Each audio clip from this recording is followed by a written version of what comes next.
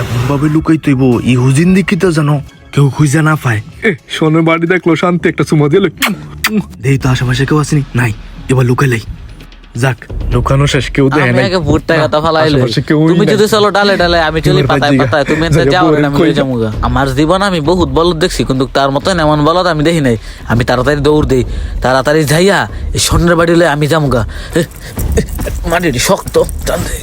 আরে কই গেল দাদা, এনে থেকে গেল স্বর্ণের বাড়ি কই গেল? হ্যাঁ কিন্তু বুঝলাম না কই গেল বাড়িটা।